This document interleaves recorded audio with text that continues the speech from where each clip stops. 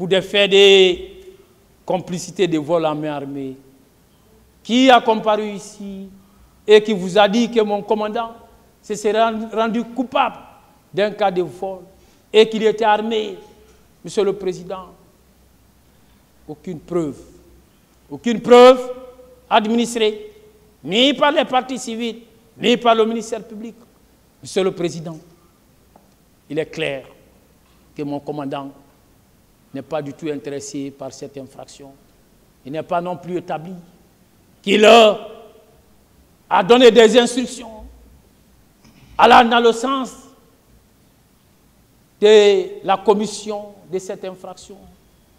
Il est également établi que mon commandant n'a jamais apporté une aide ou une assistance allant dans le sens de cette commission. Ce sont là les éléments, des actes matériels de complicité.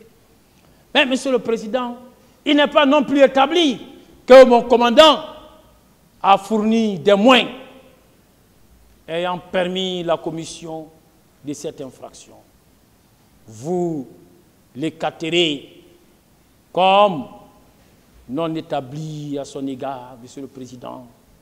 Monsieur le Président, Messieurs les assesseurs, il est également poursuivi pour non-assistance à personne en danger. Moi, j'avais cru qu'à la suite des débats, que le ministère public abandonnera ce chef d'accusation, Monsieur le Président. Mon commandant, le héros, mon commandant, le sauveur, mon commandant qui a permis à 4 leaders politiques, Monsieur le Président, d'avoir la vie sauve, mon commandant qui a permis à la République de Guinée de ne pas basculer dans la guerre civile. Et ces propos n'émanent pas de mon commandant, encore moins de sa défense. Cela provient des parties civiles elles-mêmes, Monsieur le Président. Madame Fatoumata Bari l'a dit. Monsieur Baouri, lors de son passage ici, l'a dit. Mais, Monsieur le Président, il est clair que cette infraction ne peut pas être établie à son égard. Et on nous parle d'entrave aux mesures d'assistance. Monsieur le Président, et on ne vous dit pas, et à quoi? Quel a été son comportement? Il s'est opposé à quel secours qui était destiné à sauver ceux qui étaient au stade. D'ailleurs, lui-même, il s'est érigé en secouriste. C'est lui qui a secouru. Cette infraction ne peut pas être établie à son égard. D'ailleurs, Monsieur le Président, en ce qui concerne cette infraction, et non seulement il n'est pas établi à son égard, je voudrais relever que cette infraction ne peut même pas être retenue en raison du principe de la non-rétroactivité de la loi pénale, dans la mesure où, au moment de la commission des faits qui lui sont reprochés, aucun texte de loi en République de Guinée ne faisait de cette infraction, ne faisait, disons, de ces comportements une infraction à la loi pénale. L'entrave aux mesures d'assistance n'était pas encore érigée au rang des infractions à la loi pénale dans notre pays.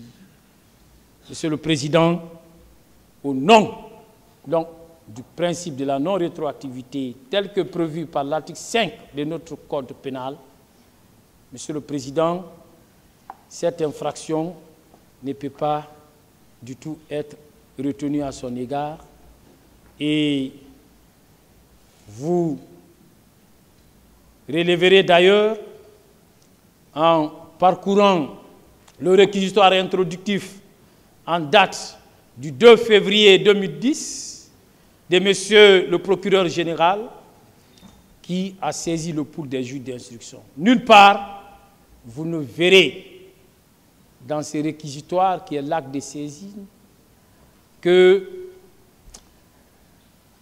le pool des juges d'instruction a été saisi de cette infraction. Elle n'existait pas, Monsieur le Président. Donc, il ne pouvait en être autrement. Alors, et il n'y a eu aucun réquisitoire supplétif. Vous vérifierez le dossier de la procédure. Il n'y en a pas. Il n'y a pas eu de réquisitoire supplétif de la part du pool des juges d'instruction pour provoquer les réquisitions du ministère public par rapport à cette infraction et pour pouvoir y étendre l'information judiciaire. Or, vous le savez, un juge ne se saisit pas, un judiciaire, bien entendu, il est saisi. Donc, vous retiendrez que, pour toutes ces raisons, cette infraction ne peut pas être retenue à son égard. Monsieur le Président, il lui a reproché aussi des faits de torture. Est-ce qu'on peut lui reprocher ces faits de torture? Non, Monsieur le Président. À l'époque, la torture ne constituait pas non plus une infraction à la loi pénale. La torture était prévue par le Code du 31 décembre 1998 en tant que circonstance aggravante de certaines infractions, mais non en tant qu'infraction à part entière. Donc, vous rejetterez tout cela, Monsieur le Président. Et comme vous le voyez, alors, la commission d'aucune de ces infractions ne lui est imputable, Monsieur le Président, ne lui est imputable.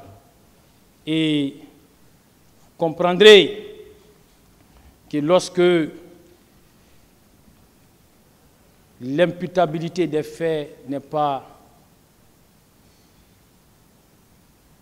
établie, le juge, et c'est la loi qui le dit, le juge n'entre pas en condamnation, Monsieur le Président.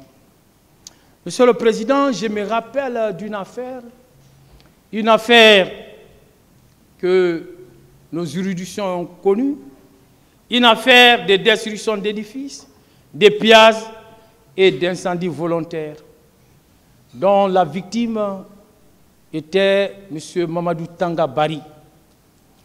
Monsieur le Président, dans cette affaire, comme dans celle-ci, toutes les preuves matérielles existaient. Elle était indiscutable. Dans cette affaire, il était établi, à travers des traces, que sa maison a été complètement détruite par ses voisins avec lesquels il ne s'entendait pas. Monsieur le Président, il était établi que tout a été pillé dans sa maison. Il était établi, Monsieur le Président, que sa maison avait été incendiée.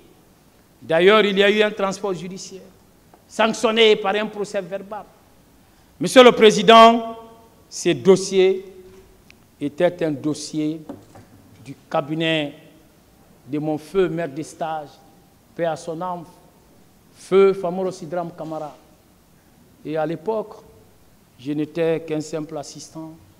Je n'avais pas encore le statut d'avocat. Mais ce dossier, je l'ai suivi de près. Ce dossier, Monsieur le Président, au moment où il était, devant la chambre de mise en accusation, qui était à l'époque dirigée par Adja Swadou, je crois qu'il doit être maintenant à la retraite. Ce dossier, Monsieur le Président, qui finalement a été renvoyé contre quelques-uns de ses voisins. Ce dossier qui a été plaidé par Maître Mori Doumbouya pour le compte du cabinet de feu Famoro Sidram, Monsieur le Président. Ce dossier, c'est vrai, tous les éléments étaient là. Mais Monsieur le Président, dans ce dossier, puisque M. Mamadou Tanga ne s'entendait avec personne, il n'y a eu aucun témoin.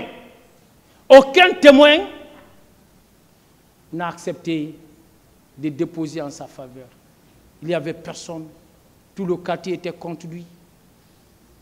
Monsieur le Président, la Cour d'assises a acquitté les accusés qui ont été renvoyés devant lui.